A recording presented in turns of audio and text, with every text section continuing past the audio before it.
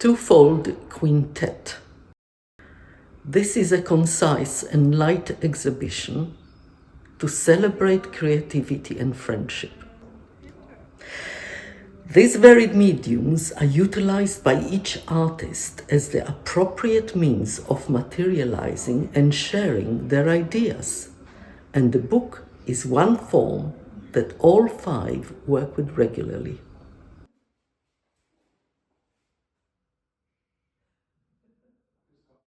My name's Judy Goldhill. I'm a lens-based artist.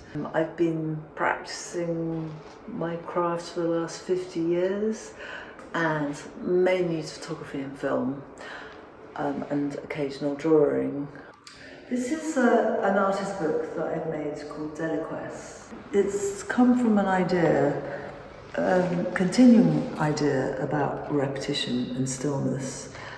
That moment where it is about life and non-life, and I was transfixed about her upper chest, which is the area of her body that I was kind of staring at for several days.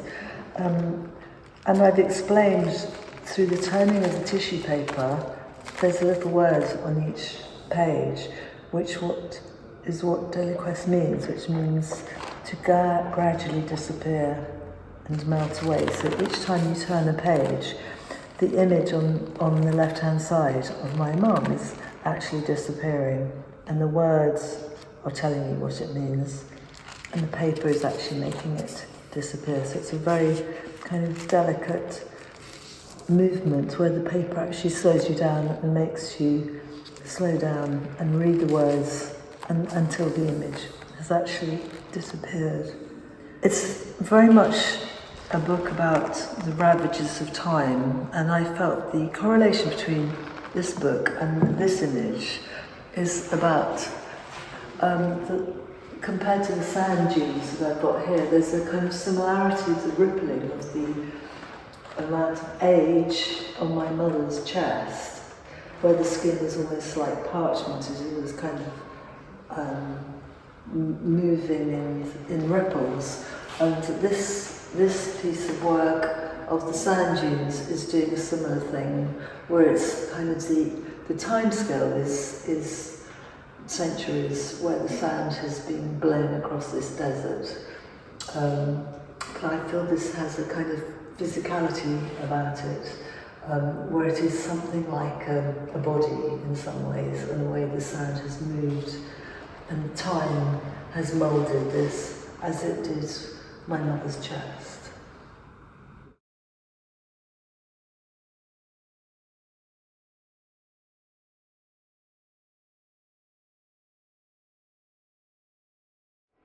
I'm a performance artist, but I also produce artist books, photographs, films. I work with clay and ceramic and anything that adds to and illuminates or indeed animates my performances, and I use my body in all of the work that I do. So I came to do body prints by wanting to create sculptures by printing bodies onto sheets of clay and then creating a sculpture, a version of a body. Quite a true one, because it was the skin that created the print, and that came to the point where I wanted to show that live in the gallery, and so this is how a performance came about, that I was presenting the process of making the sculptures live in the gallery. So this one is now a sort of step further to that, splitting the body into the three colours and allowing them to overlap. The final print is the blue, creating the greens with the yellow, and in less areas, smaller areas, the purple as it mixes with the red. So this is between telemons, and a telemon is a male Curated, and so I'm posing as Telemon, one of the Jason's Argonauts, that I've made in response to the idea of intervals. And the intervals in question are the intervals between the columns of these figures of me, drawings of me. The columns are all very close together, and as you interact with the book, you extend the columns so that the interval between the columns of telomeres are greater. So this is a reconstruction of the part of the tepidarium in the forum baths, and to finish it, the reader can put in the roof, or in this case the entablature, to create part of the trepidarium in the forum baths. I make paper compositions.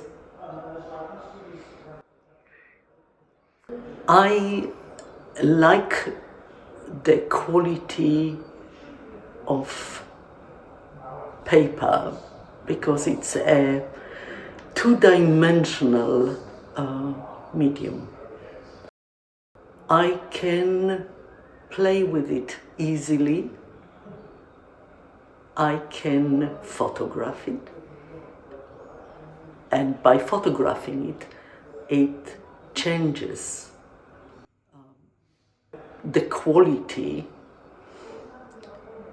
A photograph as a reproduction, but a flattening reproduction, introduces the element of mystery. What is behind it? Beyond or under, and that is really my play with the eye and ideas. That's it.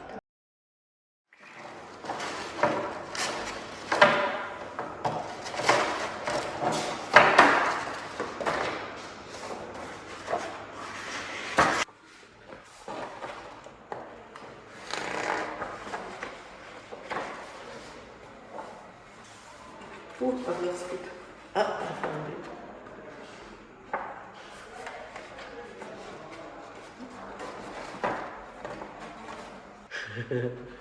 Very funny.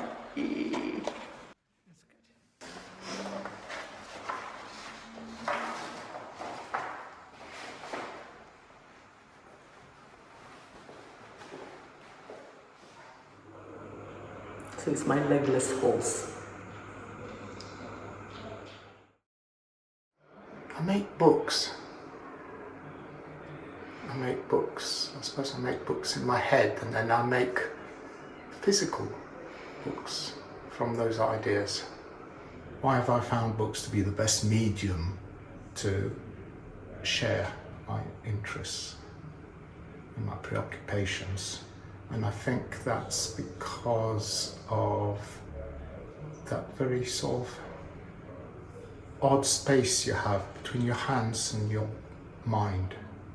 I've always loved books, I've always loved reading, and I slowly realised what didn't interest me was the worlds that the book might take me to, but the reflection of that moment of having a book in your hands.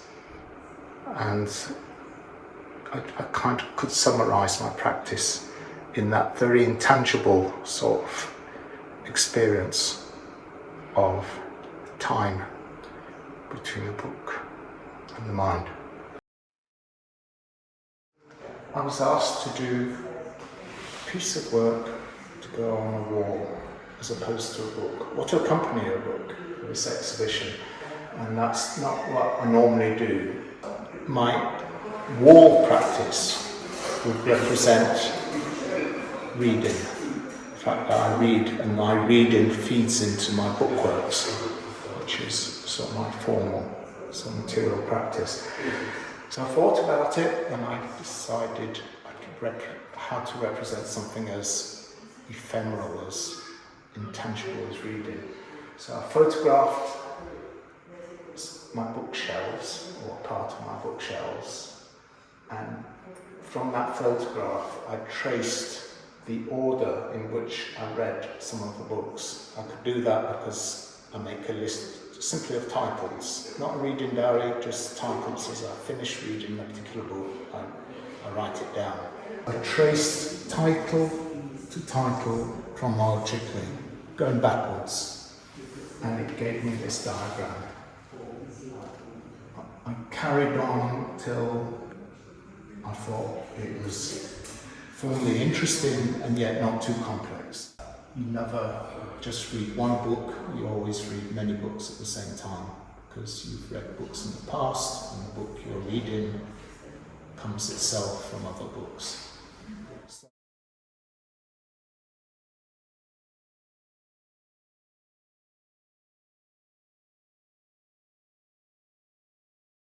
I mostly draw, mostly in pen and ink, but I also make animation films and board games.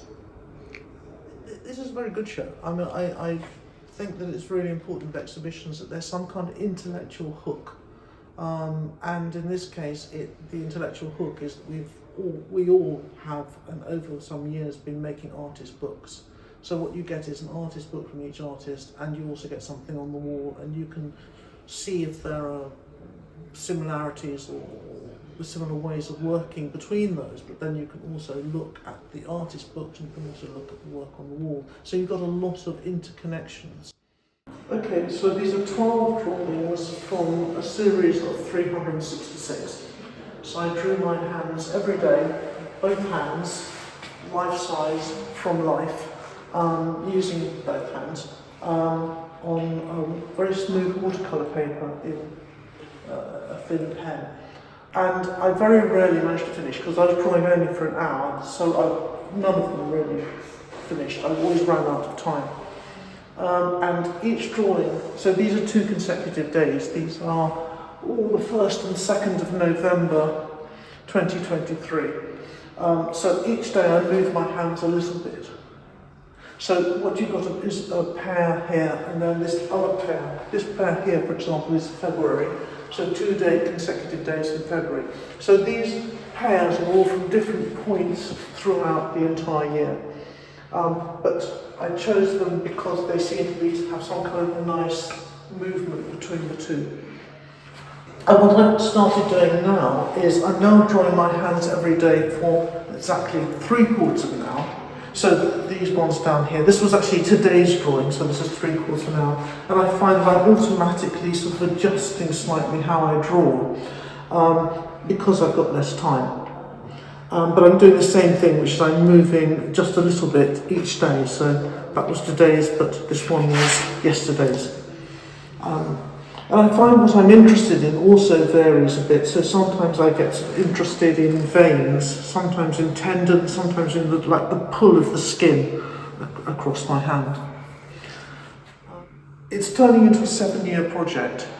So a year of 1 hour, a year of 3/4 of an hour, and then there'll be a year of half an hour, and then 1/4 of an hour, then 10 minutes, 5 minutes, and then finally, the final year will be 1 minute a day. So the book is called Marginal Notes on Simon, and it was based on an idea about margins. Because when I was doing English literature O-level, many years ago, I wrote notes in a copy of my novel that we were studying for English literature. And I decided for this book to kind of create a sort of ghost outline for the text on every book, every page where I'd written notes, and then to sort of type in my notes. So this one says, Simon was chosen, but Piggy wanted to go. And so there are about 24 pages where I'd written notes. And in each case, you can sort of see this ghost outline of the text. You can see indents at the ends of paragraphs. In some of them you can see there's more description, like that one, and in others there's more kind of conversation. But you don't actually get the original text, you just get my sort of very abbreviated, sort of minimal narrative from the notes.